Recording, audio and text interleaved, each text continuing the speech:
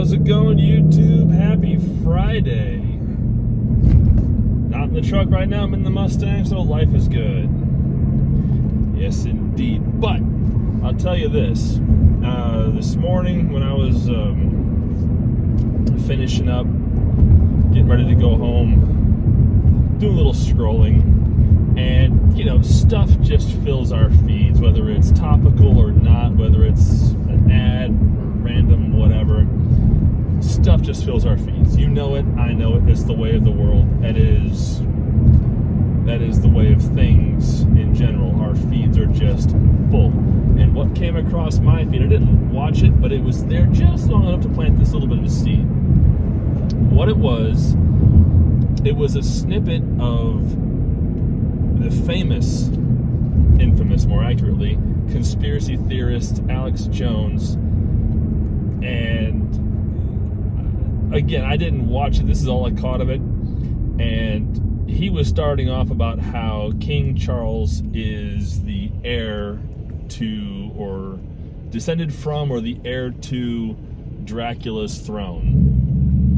And I'm thinking to myself as I'm scrolling away from that nonsense, like, okay, yeah, King Charles is the heir to the vampire throne. Now, considering the world we live in, I'm sure it's a conspiracy theory that has significant traction at various corners of the internet, but it got me thinking.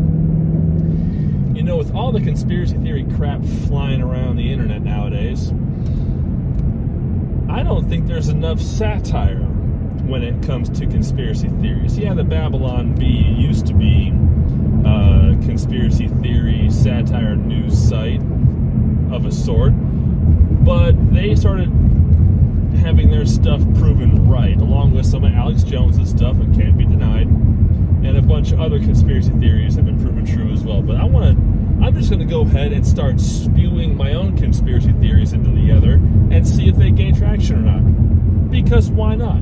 However, the one caveat is that I'm going to ground all of my conspiracy theories in the realm of trucking and the world of logistics as it pertains to, or somehow relates to in any capacity, the world of trucking. So here we go. First conspiracy theory, satirical conspiracy theory, is this.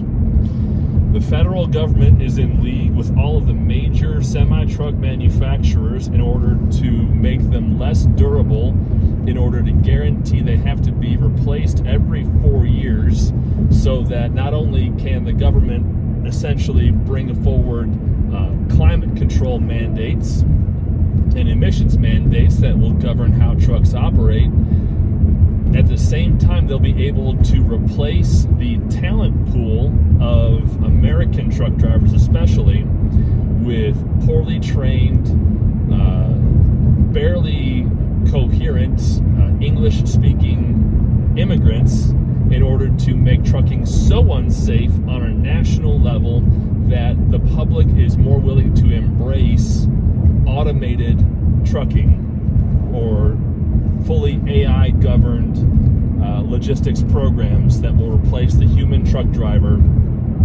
by 2035. So there's conspiracy theory number one. The reason we have the so-called plastic trucks, because the government wants to replace us all by making us mad at them so we can have dumber truck drivers. There's number one. Okay, this is going to be fun. Conspiracy theory number two.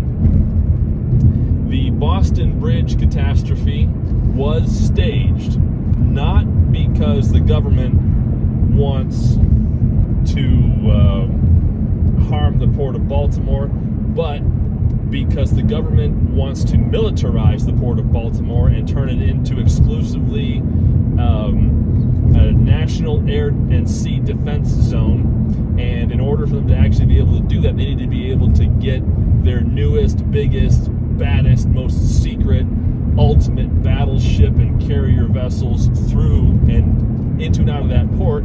And the current design, it's too tall. It would have hit the bridge. So they had to replace the bridge, but they couldn't replace the bridge unless the bridge came down. And as a result, they staged the accident and had that ship ram the bridge in order to collapse it so that they could in a few years, build a brand new one at a greater height so they can get newer, bigger, better, badder warships in and out of there. And then also in the process, they can divert trucks away from the Port of Baltimore in order to reduce traffic by the port itself so that they can begin the process of nationalizing the port's facilities to the degree where it can become a full military installation in preparation for the Great Reset.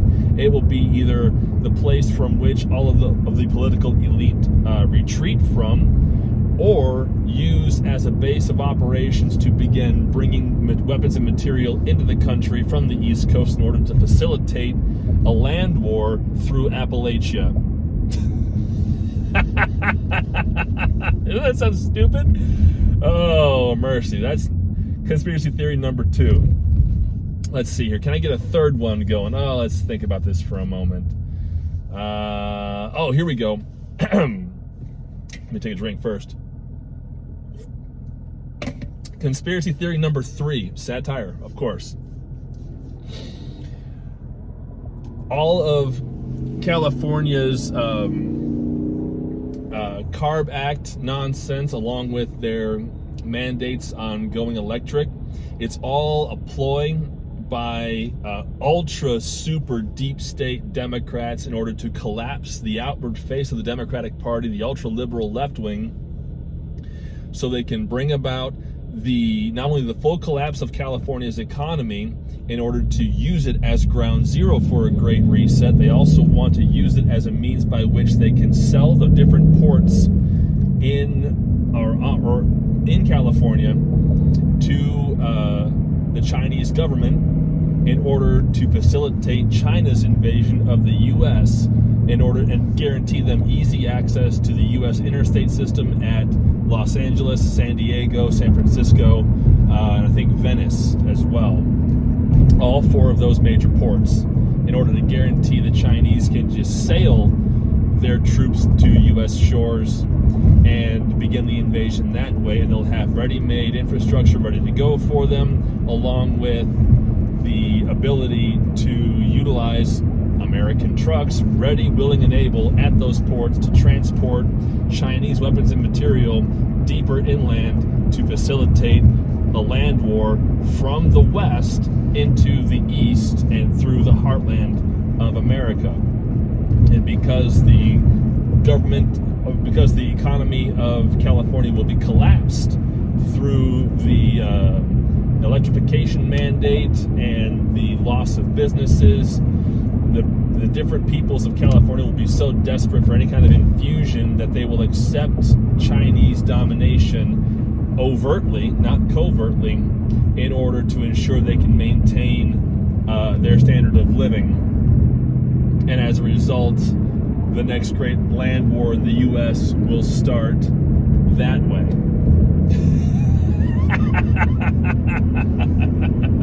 Okay, all right, that's enough conspiracy theory mumbo jumbo for me from right now. I hope you thought they were funny.